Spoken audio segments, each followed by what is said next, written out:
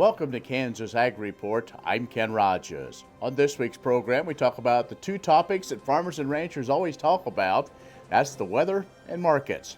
Ryan Martin from Louis Dreyfus Company will join us, and we'll ask about this continuing ride in the commodity markets and what kind of weather we can expect as planting season now just about gets into full swing. We'll also have features from Kansas Corn, Kansas Wheat, and the Kansas Farm Bureau, plus our weekly updates from the Kansas Livestock Association and market information from Pinion, a division of KCO ISO. Kansas Ag Report brought to you in part by the Kansas Soybean Commission, the Soybean Checkoff, progress powered by Kansas farmers. Kansas Farm Bureau, a grassroots ag organization representing the state's farm and ranch families since 1919. KFB.org. And the Kansas Wheat Commission, lending in the adoption of profitable innovations from wheat. Online at kswheat.com.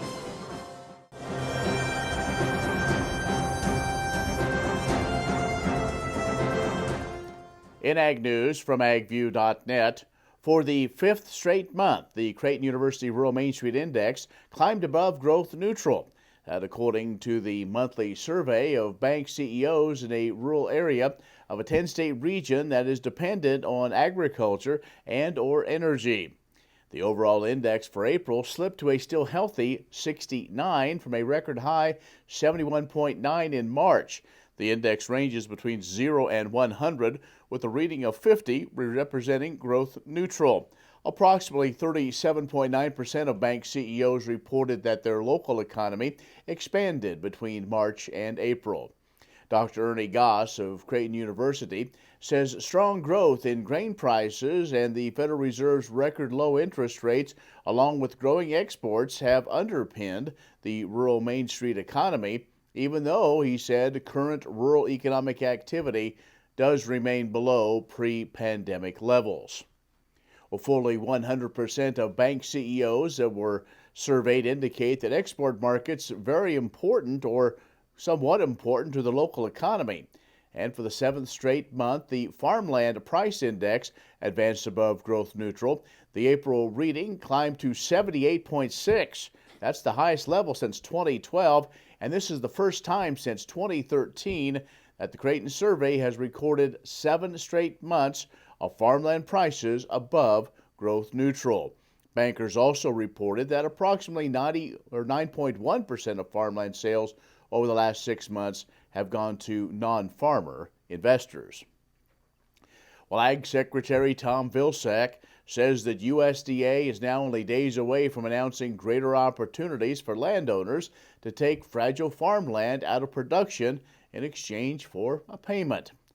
This article recently said the Biden administration is looking for ways to halt a 13-year decline in the number of sign-ups under the Conservation Reserve Program. That is the largest land set-aside program in the country.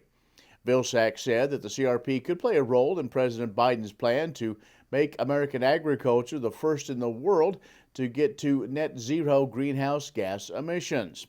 Now, approximately 20.8 million acres are enrolled in the Conservation Reserve Program, with contracts on 3 million acres set to expire at the end of September. While the 2018 Farm Bill calls for gradually raising the enrollment cap to 27 million acres, it lowered the annual rental rate to landowners to pay for those extra acres. Now, some senators had said last fall that USDA was being a bit stingy with those incentives and bonuses that it had previously offered to encourage producers to participate. You can find more ag news at agview.net. We'll have more in a moment. The Kansas Ag Report brought to you in part by Kansas Grain Sorghum, growers working together. Learn more at ksgrainsorghum.org. Grass and Grain, online or in the mail, keeping Kansas farmers informed for over 60 years. grassandgrain.com. And agview.net, serving the Beef Belt and Western Corn Belt with reliable and relevant agriculture information. agview.net. Next time you see a beautiful field of corn, reach out and thank the farmers who work tirelessly to raise corn for livestock feed, renewable fuels, and exports to feed a growing world population. The farmers on the Kansas Corn Commission work for Kansas Corn with grower-funded checkoff dollars that support foreign and domestic market development, research, promotion, and education to expand opportunities for Kansas farmers. To learn more, visit kscorn.com. Many seed companies claim to offer the latest genetics, but how many have tested those genetics in soils just like yours? The Oldie Seed Know to Grow research program has fully tested the latest seed genetics in soils that are right in your neighborhood. The Oldie Seed Know to Grow program can recommend the best performing hybrids from technologies like Enlist, Extend, and Liberty Link that will optimize the yield and profit of every acre on your farm. Contact Oldie Seed today. What if U.S. soybean meal were more than a commodity? If seed companies and the soybean checkoff built a better variety? That future is here. The time is now. To meet end-user demands, the soybean checkoff is investing in the compositional quality of soybeans, including meal. A message from the Kansas Soybean Commission, the Soybean Checkoff. Progress powered by Kansas farmers. The Kansas Wheat Innovation Center in Manhattan is rediscovering ways to get improved varieties and new genetics in the hands of farmers faster. Grower-led and checkoff-funded research initiatives are bringing about positive change. This grassroots leadership provides a strong voice in Topeka and Washington, D.C. Now is the time to partner with Kansas Wheat in moving wheat forward. Kansas Wheat Commission and Kansas Association of Wheat Growers. Farmers investing in their future and yours. Log on to rediscoverwheat.org.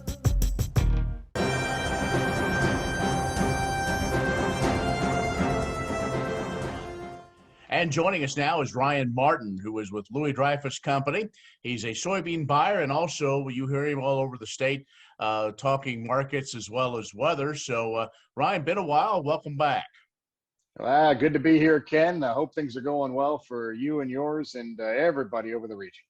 Well, a couple things we want to talk to you, and the reason why I like talking with you is not only are you immersed in the markets, but you bring a little different look because you look at it weather-wise. And as we go about our conversation, I want to talk more about that as you see kind of this growing season play out. But let's maybe first let's kind of tackle these markets from a higher point where we've been all over the place since the first of the year. The pandemic's opening up much, and with the economy going strong, so have the commodity markets. Yeah, exactly. And it's all been predicated on supply and demand. And this goes all the way back to last fall when we finally started seeing China come to the table making purchases of products. Since then, we've seen weather play a big role in South America. Did it or didn't it? It depends on who you ask, really impact the soybean production down there. We know it's impacting corn production right now because of superb dryness in the southern part of Brazil's growing area. So that's the second crop corn area. And we know Argentina got whacked hard. So that's the supply side. And then on the demand side, China continues to buy. Now, all of a sudden, we've got tight balance sheets here. And there's a lot of hand wrangling as to whether or not we've reached the tightest level yet. And it depends on whether you believe what USDA is printing as a reasonable number or if it's actually below what we have seen happen over the past few weeks, Ken. Interior basis levels tell us there's not much crop left here. Well, that's what it seems like. We continue to hear folks taking phone calls and normally don't get calls from originators looking for grain. One thing we do know here in Kansas is the sorghum market is still extremely hot. That is one that looks like is going to play out well into next year after this year's crop is harvested. Yeah, and it's for two reasons. First of all, sorghum excitement has already started to build again in China. They've been working on getting some more milo purchases, sorghum purchases. But also remember, if we're talking tight crop on corn, there's some play back and forth between switching out for sorghum on feed versus corn. Will we see more sorghum go into these ethanol grinds? So there's all that at work as well. And it really sets the stage for, I think, a very nice potential marketing story for sorghum, not just here for the old crop, but maybe even going into some of these new crop plantings. quickly, let's talk about what we see in the acreage shift. We talk about it every year. It always seems to kind of go back into order, but looking at maybe more soybeans. Well, and it's not anything to do with price. You know, if you look at, and these are markets that I'm looking at right here. If you look at these numbers is where we finished out the week and what the soybeans and the corn did, both of them have gone up substantially. I don't think you can make an argument corn versus beans except on the crop input side, Ken, and that has been the story. Fertilizer, way up. Chemicals now, outside of fertilizer, whether it's your herbicides, pesticides, way up. And if you had not gotten those numbers locked in before on corn, those are the guys that are thinking maybe about switching to beans. Now, is it enough to make a big shift in our overall acreage numbers for the country? That remains to be seen. But Ken, that's where the shifts are going to come from. Ryan Martin from Louis Dreyfus Company is joining us. We're going to take a break, come back, and get his outlook on what could happen this rest of this year for weather. We'll do that in just a moment. Kansas Ag Report brought to you in part by the Kansas Livestock Association, supporting members' business interests and meeting consumer demands. KLA.org. Oldie Seed Farms, carrying soil-specific seed. Find them on the web at oldieseed.com. That's OHLDE seed.com. And Kansas Corn, building the future at kansascorn.com. What if U.S. soybean meal were more than a commodity? If seed companies and the soybean checkoff built a better variety? That future is here. The time is now. To meet end-user demands, the soybean checkoff is investing in the compositional quality of soybeans, including meal. A message from the Kansas Soybean Commission, the Soybean Checkoff. Progress powered by Kansas farmers. Many seed companies claim to offer the latest genetics, but how many have tested those genetics in soils just like yours? The Oldie Seed Know to Grow research program has fully tested the latest seed genetics in soils that are right in your neighborhood. The Oldie Seed Know to Grow program can recommend the best performing hybrids from technologies like Enlist, Extend, and LibertyLink that will optimize the yield and profit of every acre on your farm. Contact Oldie Seed today.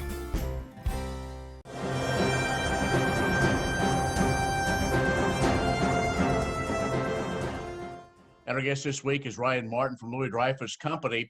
We talked about these markets, but also, Ryan, you're a meteorologist, and so talk about, everybody's anticipating. It seems like that is probably the second highest topic is when is all this planning going to take place? We know in the Southeast, it's been well underway for a while, but, we want good moisture, but we also want to be able to put these spring crops in pretty smooth. Well, and really here, you've got to divide this weather story out geographically and regionally. So let's start close to home here. We just got done with a week here that has been, you know what, the phrase that was talked to me about all week long was, are you flipping kidding me? And, substitute whatever word you want to put in there. But the idea was, cold and snow, Mother Nature did not want to give it up this week. Now here, we're going to bounce pretty quick. I think next week we're going to be looking at very warm temperatures here overall, and going forward, we're probably going to be coming out okay. Slow probably to start here on planting, but I think we ramp these numbers up pretty quickly as the USDA report comes out on Monday for the crop progress and subsequent Mondays. Go north into the northern plains. Yes, they had cold last week and honestly the week prior, but they're dry. North Dakota has not had meaningful precipitation over 1 inch in a very long time, pushing 3 months now. So North Dakota, South Dakota, northern Minnesota, I think once those soil temperatures get to where they need to be, they're going to accelerate quickly. We could see the fastest progress up there. Those guys have big equipment and no moisture concerns. Now let's go to the Corn Belt, and I'm going to just lump them all together. Iowa, Mississippi River, eastward. I think here we're looking at dryness as well. Not maybe much of a hiccup in terms of planting, but these soil temperatures have gotten some of this early crop. Remember, our initial crop progress report had Illinois 5% done the very first week we could talk about corn, with temperatures last week or this past week, 25, 26 degrees. How's that corn doing here as we wake up into next week? I think there's going to be some replant already talked about in the Corn Belt. Over the winter time, there was a lot of discussion talking about La Nina. Hasn't been much recently. Where are we at there? Well, it's fading. I mean, I think we're still seeing the long tail effect. Most in the meteorological world, especially the Australian Bureau of Meteorology, have basically stamped this thing and said, done. We're going to see the long tail effect, and you're going to see this in South America. Will it do anything up here? Short of maybe a little bit of dryness developing midsummer in Texas, and then maybe a little bit of dryness out in California. I don't think La Nina is a story for anything here. What's going to be interesting is when are these talking head weather guys going to pivot and start saying El Nino, El Nino, El Nino? That's going to be key, because I don't look for an actual phenomenon to happen this year. I think we sit neutral basically for the rest of the year and don't see any kind of tropical or Pacific waters influence on our weather. We'll see, but I think it'll be interesting to see what the next headline is going to be that dominates this market on the weather side. All right, Ryan, we appreciate the updates, and hopefully we can catch up with you later on in the growing season. That sounds like a good plan to me. Ryan Martin, Louis Dreyfus Company, has joined us. Stay with us. We'll have more coming up. Next time you see a beautiful field of corn, reach out and thank the farmers who work tirelessly to raise corn for livestock feed, renewable fuels, and exports to feed a growing world population. The farmers on the Kansas Corn Commission work for Kansas Corn with grower-funded checkoff dollars that support foreign and domestic market development, research, promotion, and education to expand opportunities for Kansas farmers. To learn more, visit kscorn.com. Premier Farm and Home has what you need to make your lawn the best in the neighborhood. Hi, I'm Ken. We choose Premier Farm and Home for the professional look that we do ourselves. Feel free to stop in. You can also visit our website at heycow.com.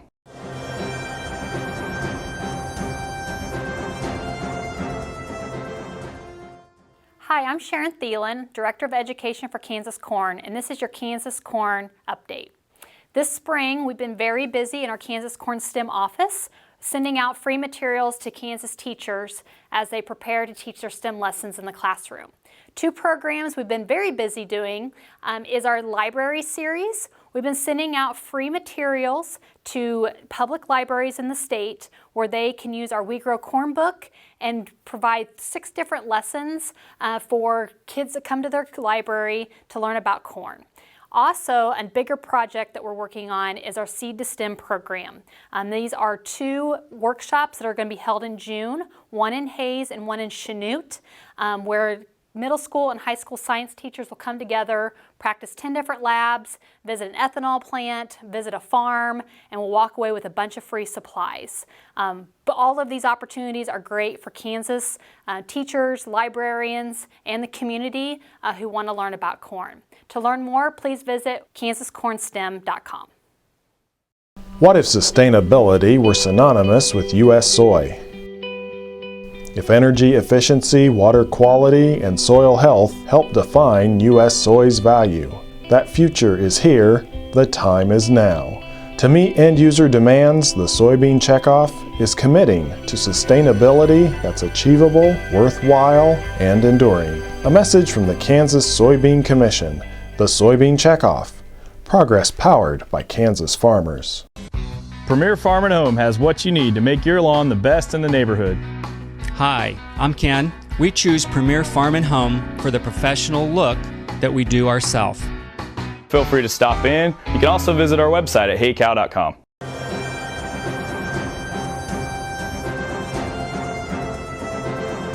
The Wheat Foods Council is answering common consumer questions about wheat in a new series of short videos featuring wheat expert Dr. Brett Carver. Carver is the Wheat Genetics Chair in Agriculture at Oklahoma State University. During the video series, he will discuss how wheat has changed over the last 100 years, the difference between wheat breeding and GMOs, gut health, and more. The first episode, which is now available on YouTube, answers the question, if you stop eating bread to cut carbs, what else do you lose? The primary source of protein in the wheat kernel comes from the endosperm, the middle layer. The endosperm also contains carbohydrates and small amounts of B vitamins. When ground during the milling process, the endosperm yields what we recognize as flour. the fine white powder added into our baking recipes. As a result, this protein benefit comes in both enriched and whole wheat products. Whole wheat products are made using the entire kernel of wheat, not just the endosperm. The bran, which is the outer layer, contains the most fiber. With this added fiber, having whole wheat products in the diet protects against diabetes, helps prevent coronary heart disease, and improves gut health. Stay tuned for answers to more consumer questions through the Wheat Foods Council, a leading source of science-based information on wheat and grain foods nutrition. Kansas Wheat is a member, along with grain producers, millers, baking suppliers, life science companies, and cereal manufacturers. Many seed companies claim to offer the latest genetics, but how many have tested those genetics in soils just like yours? The Oldie Seed Know to Grow research program has fully tested the latest seed genetics in soils that are right in your neighborhood. The Oldie Seed Know to Grow program can recommend the best performing hybrids from technologies like Enlist, Extend, and LibertyLink that will optimize the yield and profit of every acre on your farm. Contact Oldie Seed today. Bruce Thomas and his two brothers, Alan and Art, formed Thomas Brothers Farms, LLC in 2007 and are the fifth generation to farm in the family. Their row crop operation includes 2,400 acres of corn and soybeans. Bruce and Jennifer's two sons, Caden and Tyler, also raise 4-H animals on the farm. Bruce serves on the Shawnee County Farm Bureau Board of Directors and provides leadership on multiple committees. On the state level, he has been a member of KFB's Wheat Advisory Committee and the Feed Grains Advisory Committee. The Thomas family believes the future of agriculture is bright and are excited to see the younger generation showing great enthusiasm for future involvement in the industry. Grain sorghum is one of the most important cereal crops worldwide, and Kansas leads the nation in its production. Over the years, sorghum has been either exported, used in animal feed domestically, or for other industrial uses. Recently, its use in the ethanol market has seen tremendous growth, with 30% of domestic sorghum typically going to ethanol production. Kansas Grain Sorghum is committed to sorghum research, market development, and education. Learn more at ksgrainsorghum.org.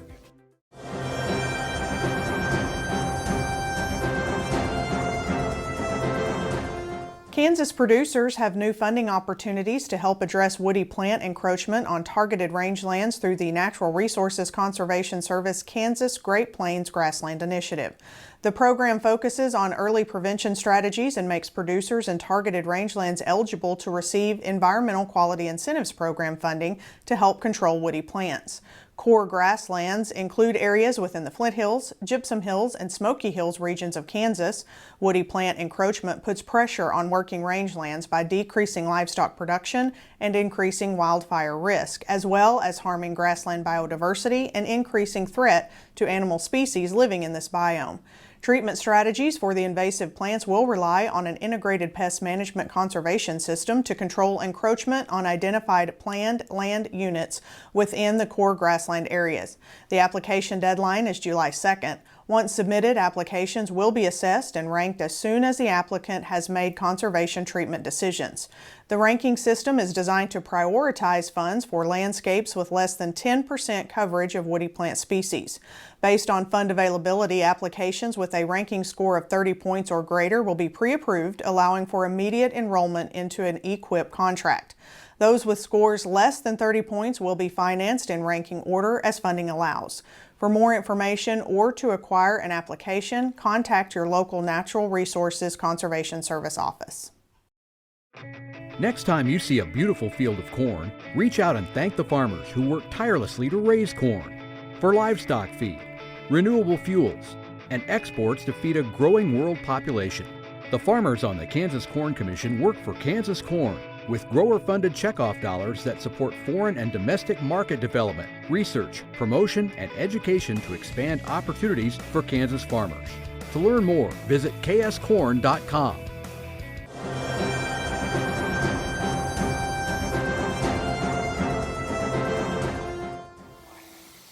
Mitch Dewar here with Pinion, a division of KCO ISOM. Soybeans and corn pushed both their old and new crop contracts to new highs this past week, and wheat rallied along as well. Corn bulls are looking towards the hot and dry weather in Brazil as their second crop moves into pollination. Things here domestically aren't off to a great start, as a good portion of the Midwest saw a snowstorm this week with low temperatures, which kept the planters in the shed. The old crop May futures closed over $6 for the first time since 2013. With new crop corn surging to new highs as well, soybean bulls have been trying to buy more acres and push the November futures contract through the $13 mark midweek. Wheat has been on quite the run here since the first week of April, when the market had fallen to 5-month lows. Wheat has followed the corn market up as wheat is making its way into the livestock feed throughout the world. We continue to see attractive prices in the grains, and we haven't reached the seasonal time period when the trade typically starts to trade a domestic weather scare. Over in the livestock market, things have been a little shaky the past couple weeks. June lean hogs futures contract reached a high of 110 and have fallen back on fears of being overbought.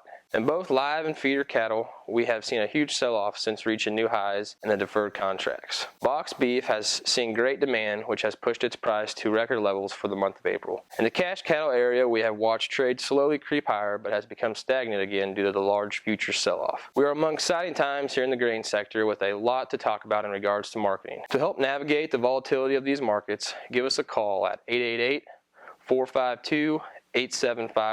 I'm Mitch Dewar with Pinion, a division of Keiko Isom. That's our show this week. Be social with us at KansasAgReport.net or our social media channels. Will all these April showers bring May flowers? Well, we'll only have to wait a few more days and we'll find out. I'm Ken Rogers. Thanks for watching. We'll see you next week. Are you looking for Medicare Supplement insurance plans? Now is a good time to look at your options with Kansas Farm Bureau Health Plans. A Medicare Supplement insurance plan can help cover certain out-of-pocket expenses Medicare doesn't cover. Things like deductibles, co-insurance, and certain limitations that can be costly in the event of an accident or illness. With Kansas Farm Bureau Health Plans, you have options to Medicare Supplement insurance plans with 4 levels of affordable coverage and service from an organization known for its commitment serving Kansans. We encourage you to compare our rates. For more information and to get a quote, contact a Farm Bureau Financial Services agent near you or visit kfbhealthplans.com. Medicare supplements insured by Members Health Insurance Company, Columbia, Tennessee. Not connected with or endorsed by the U.S. or state government.